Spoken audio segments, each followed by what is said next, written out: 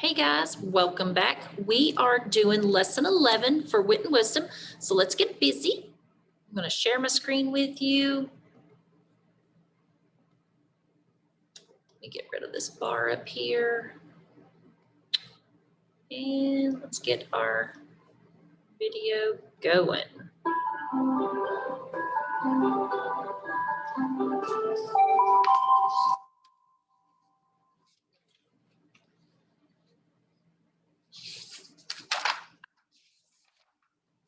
Hello friends and welcome back to Wit and Wisdom in Sync. My name is Tanisha Spears and I'm excited to jump into our lesson. But before we do, let's make sure you have your materials ready. For this lesson, you will need your Wit and Wisdom in Sync journal and a pencil. Pause the video now if you need to gather your materials. In previous work, you had an opportunity to create a story map to determine what was happening in the text, The Rough-Faced Girl. You also thought about the importance of writing opinion statements.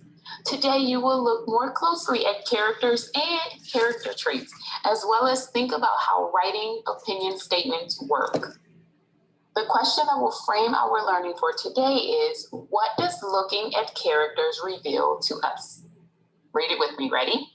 What does looking at characters reveal to us? Take a look at the illustration you see on the screen. Look closely. What elements of nature or what natural things do you see on the page? I'll ask it one more time. What element of nature do you see, or what natural things do you see on the page? Are you looking? Now, I'd like you to point to and name as many elements of nature as you can. Okay, so what elements of nature do you see? I see a rainbow. I see the animals. I see the trees. I see the mountains, the clouds, the sky. Everything that's around is nature. Other things that you may be seeing are trees, clouds, the waterfall, deer, birds, and a rainbow. Do you see those things? Mm-hmm. Now, can you see what the rough-faced girl sees? Yes. I want you to listen carefully as I reread a few pages from the text. Listen. As she walked on, she saw the great beauty of the earth and sky spreading before her. And truly, she alone, of all in that village, saw in these things the sweet yet awesome face of the invisible being. What does rough-faced girl see in nature? What does the rough-faced girl see in nature? Can you see what she sees? I see it. Point to the eyes. Now point to the nose. All right, point to the mouth in the illustration. The rough-faced girl sees the invisible being in the beauty of nature. Yep. So why do you think the rough-faced girl can see the invisible being in nature, but her sisters can't? Think. Why do you think the rough-faced girl can see the invisible being in nature, but her sisters can't? Share your thinking with a learning partner, or just share aloud. Why do you think she can see him? It's because she's a good-hearted person, isn't she? She doesn't lie. She loves nature.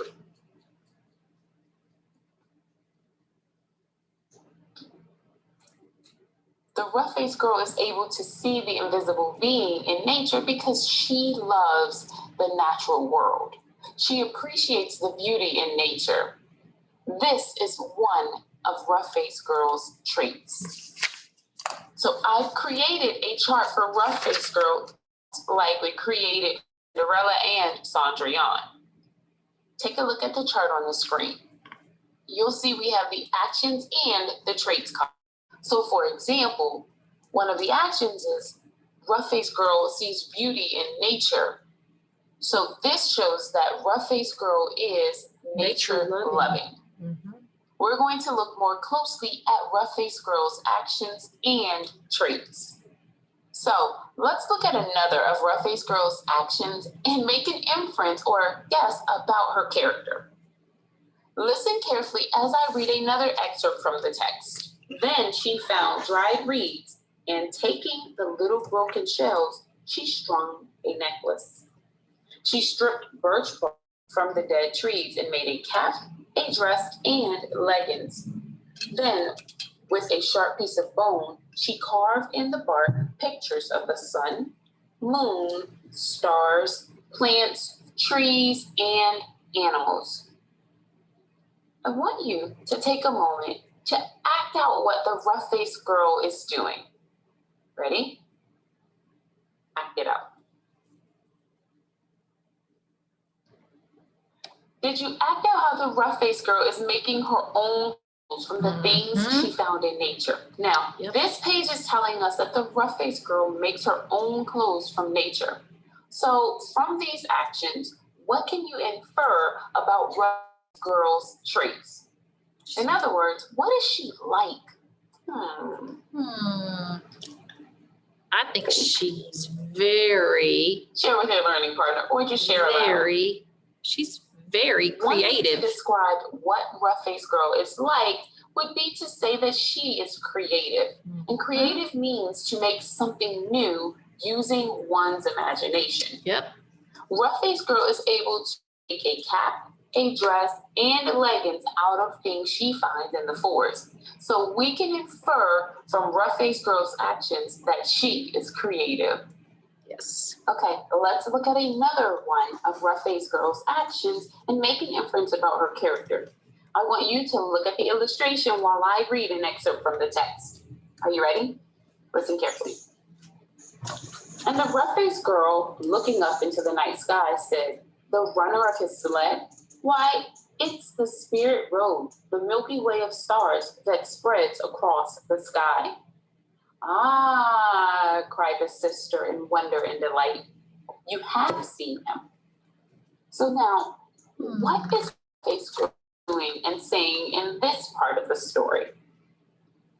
Share your thinking with your learning partner or just share aloud. Think about that.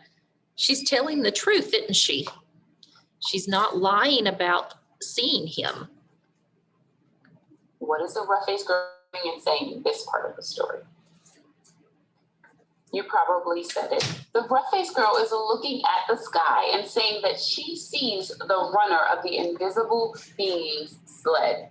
Now, I want you to think back. Remember when the rough-faced girl's sisters lied when they said they saw the invisible being.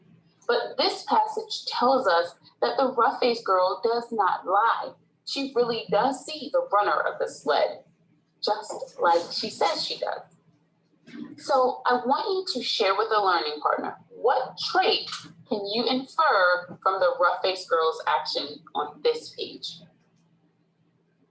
She's honest. She tells the truth.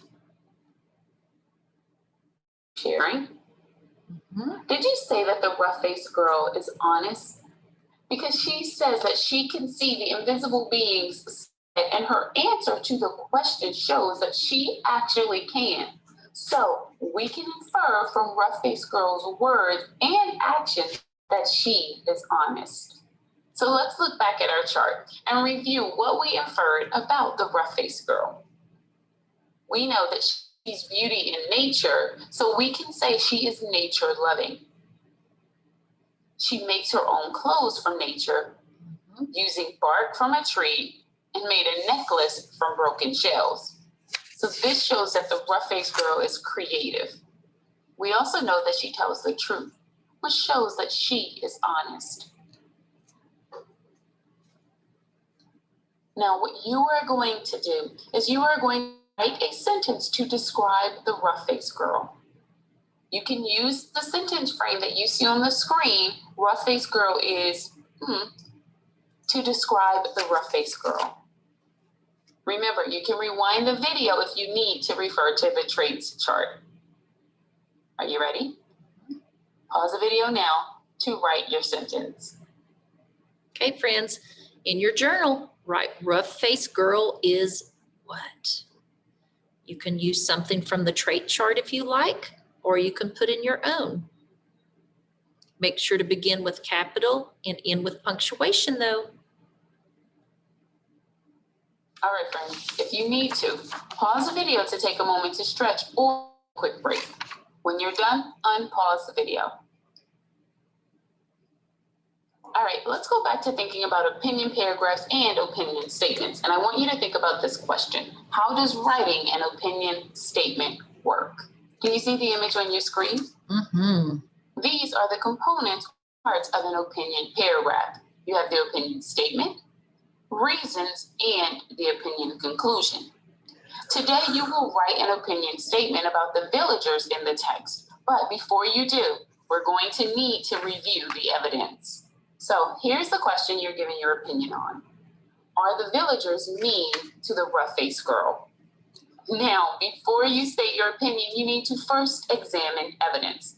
Remember, text evidence can be words or pictures from the text to help support your opinion or explain your thinking. Listen for text evidence as I read another excerpt from the text. She went down to the lake shore and soaked the moccasins in the water until they were soft. Then she molded them to her feet. But they were still too big, and they flapped, flapped, flapped like duck's feet as she walked. Then all of the people came out of their wigwams. They pointed and stared. Look at that ugly girl, they laughed. Look at her strange clothes. Hey, hey, hey, go home, you ugly girl. You'll never marry the invisible being. Now, based on the evidence, what is your opinion? Are the villagers mean to the rough-faced girl? Take a minute to decide what you think. Now, on this slide, there are some sentence starters that you can use stating an opinion. I want you to read each sentence starter with me. Are you ready? Yep. I think, I feel, in my opinion. So if I were to use one of these sentence starters, I might say, in my opinion, the villagers are very mean to the rough-faced girl. What I'd like you to do is choose one of the sentence frames and to use it to share your opinion statement with a learning partner or just share aloud. Are you ready? Pause the video and practice saying your opinion out loud a few times.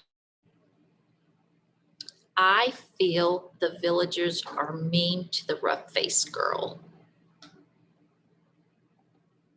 Did you practice saying your opinion out loud? If you didn't, I encourage you to do so because now you are ready to put your opinion statement into writing. Listen to this question one more time. Are the villagers mean to the rough-faced girl? Remember, an opinion statement answers a question by telling what you think or feel about a topic. What I'd like you to do now is pause the video and use one of the sentence frames to write an opinion statement. All right, awesome first graders. Nice job writing opinion statements and thinking more about the character and character traits in the text, The Rough-Faced Girl. We'll continue with our Cinderella text in the next lesson, but until then, be kind and do something great because you are capable of greatness. Okay, let's see here, friends.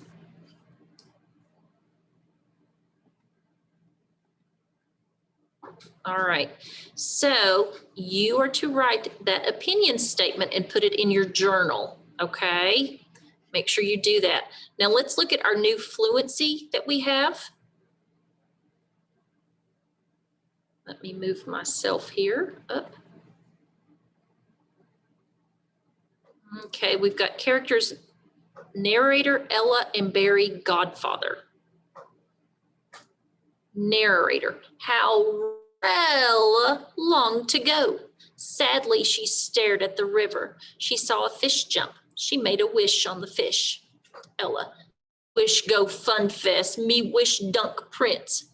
Barry, godfather, heartfelt wish is true wish, and so you go. Narrator, Ella spun around. She was staring at the bear, the very one she had given the fish. Ella, who you? Barry, godfather, me, your Barry, godfather.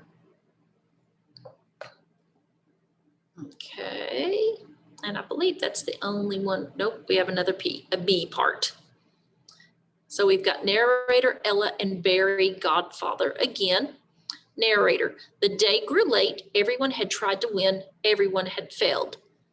Bigfoot, Prince. Rats, no bride. Ella, me dunk, Prince. Narrator, grunting with all her might, she spun the log like a big twig. Then she gave it a twist and a flop. The prince flopped into the river. Okay, so those two are your fluency homeworks. Just practice going over those. Now I would like to take us back into our handout 11B about combining sentences. Let me get this up here so we can see it.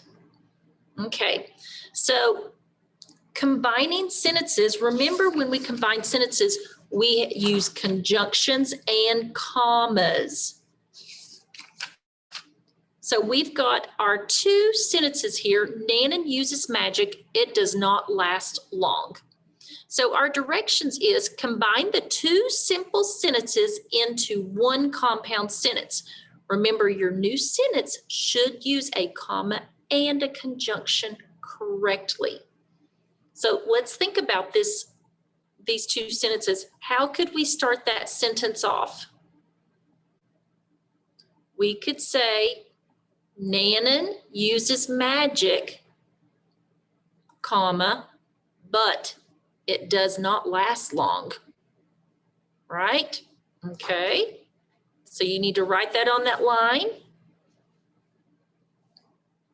And then over here on part 2, directions, it says combine the three simple sentences into one sentence. Now we've done this before. Remember, your new sentence should use commas and a conjunction correctly. So the three sentences say, Nanan makes a dress with her magic, Nanan makes a scarf with her magic, and Nanan makes shoes with her magic.